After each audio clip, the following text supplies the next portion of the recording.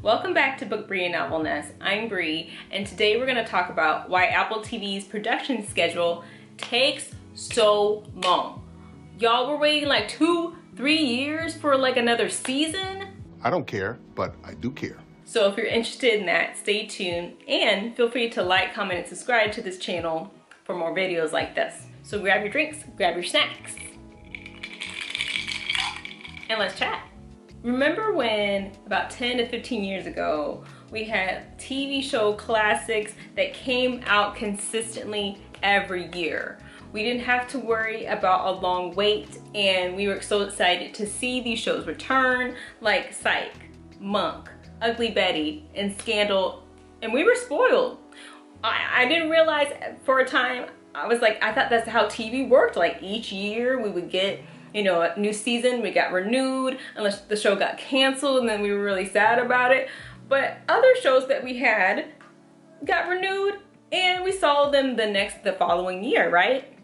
But now that is few and far between with the new streaming structure for a lot of these companies like Amazon and Hulu, Max, but especially Apple.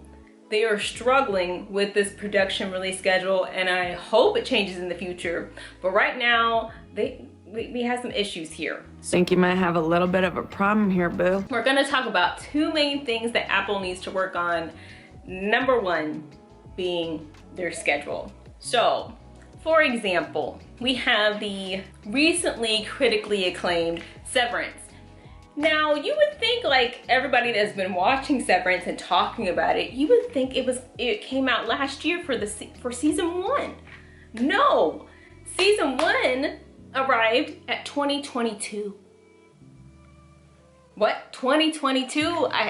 3 years, people. 3 years for Severance season 2? I don't watch the show and keep up with it because I find it very anxiety inducing. Even though I watched The Bear and that's anxiety inducing, but just in a different way. I don't know.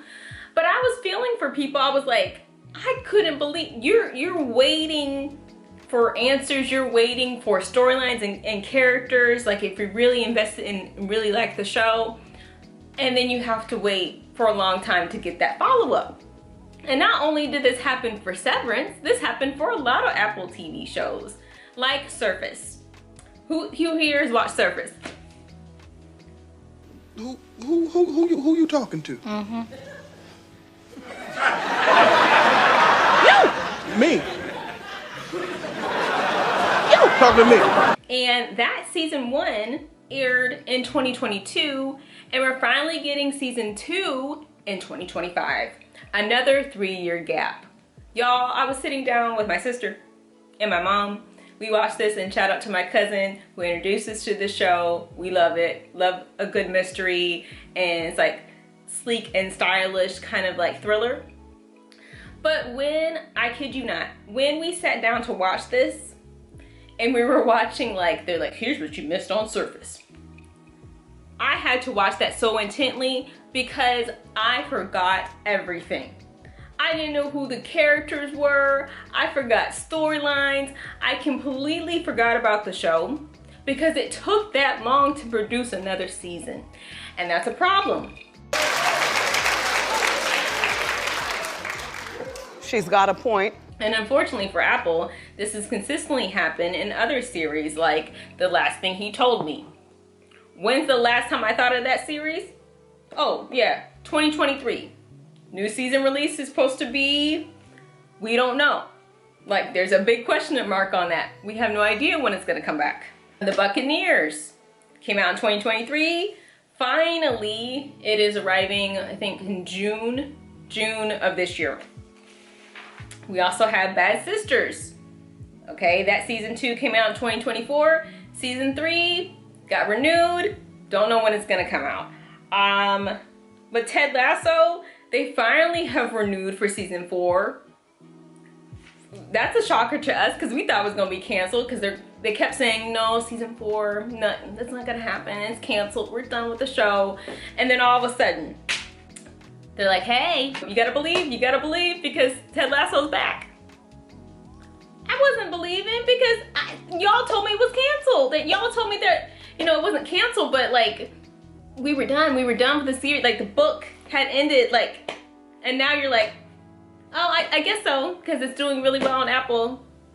But after 2 years, Cheeky. even though that Apple has gone through many ups and downs in its production release schedule, there's one series that they've been able to be consistent on other than Silo, and it is Slow Horses. Now, Slow Horses is that show, y'all. I'm telling you, it is The Office meets James Bond. It has an incredible cast. It is a phenomenal script. Like this Apple ate with this one. So what I want Apple to do is to reward shows that have been consistent. So Slow Horses has been doing that year after year. Season 1 aired in April 2022. That same year, everybody, that same year, December 2022, season 2 arrived. They have enough material that they can show you what's to come in the next season. As I live and breathe. That's how well they're doing. They're like, oh, you know what? I forgot we can do a little teaser, a little preview for you for the next season. When's the last time we got that for a show? I don't know. Well, I am stunned. I don't understand why people don't know about the show, but we'll get to that in a moment, why people are not talking enough about the greatness of this show. Season 3 came out 2023. Season 4 came out 2024. And guess what? Season 5 coming out in 2025. They are staying consistent. So why are we not talking enough about it? And this is the second problem that Apple has, is no promotion. Busted. Answer my back, please. Now, we have seen Apple promote their TV shows within the app itself. So if you're watching shows like Silo or Surface, they're gonna advertise Severance or that new show with Brian Tyree Henry, Dope Thief. They're gonna show ads of that show so that you'll be interested in watching it because you're on the app, right? If you don't have Apple TV, then you'll probably just see glimpses of the show, maybe people talking about it a little bit, but it's not going to have enough hype like the other shows like we saw with Paradise on platforms like Hulu and its connection with Disney Plus. They're going to have a lot allotted for more marketing of that, and they have more subscribers. Whereas right now, Apple TV only has 45 million subscribers. So we're going to have struggle of word of mouth. So if we don't know about it and there's no consistency of these shows coming back, then no one's gonna care. And that's going to reflect in the subscriber count and the word of mouth. This is also connected to its social media presence. So right now, these are the current follower numbers on TikTok for these streaming platforms. Right now we have Peacock at 4.1 million followers, Max at 4.5, Hulu at 5.5, Disney 9.5, Prime 22.9, and Netflix 47.1 million. You want to hear Apple's numbers? I'm gonna tell you right now, it is not in the millions. Rude. Right now, currently, it is 693,300 followers. That's it. We're not even at a million. And then we're talking TikTok.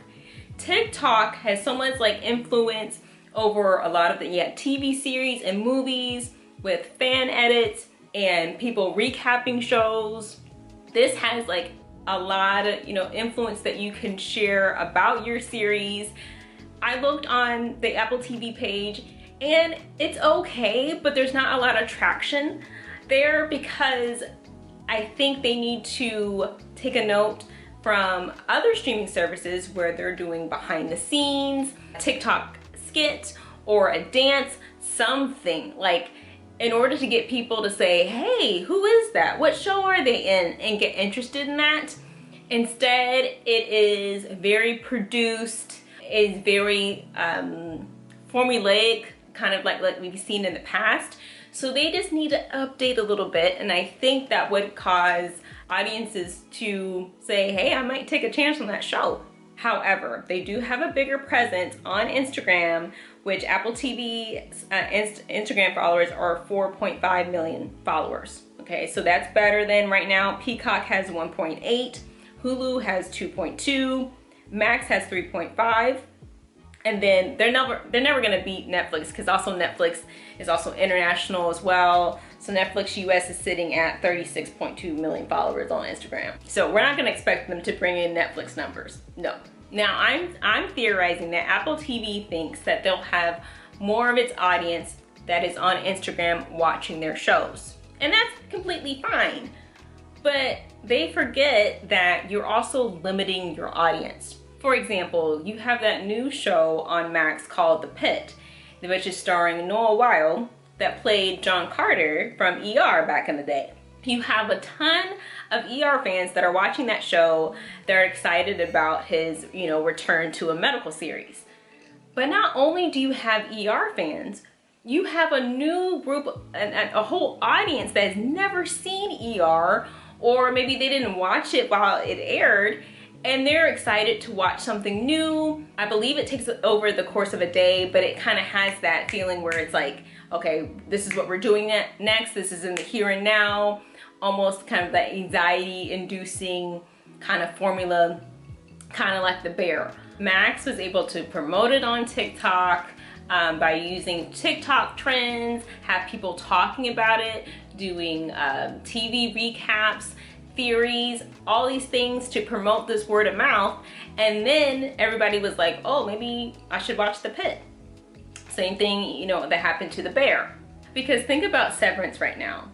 Everyone's talking about it. And as long as they stay consistent and continue promoting this show, then you're gonna have more people that want to join and be a subscriber on Apple TV and watch more of their series. It just makes sense. They also had that great pop-up, and they had actors, pretending like they're in the show, and everybody was getting really curious about what this was. Like, they have to do more of that. They can't have like a 2-3 year gap of Severance. Like, I don't even watch the show, but they need to make sure that they, follow up in the next year or so, or else the appeal of it is just gonna go away. It's gonna vanish. But this is all of my opinion, so let me know in the comments down below what you think. I'd be glad to talk to you. And feel free to like, comment, and subscribe. I hope you have a comfy and cozy rest of your day. Bye!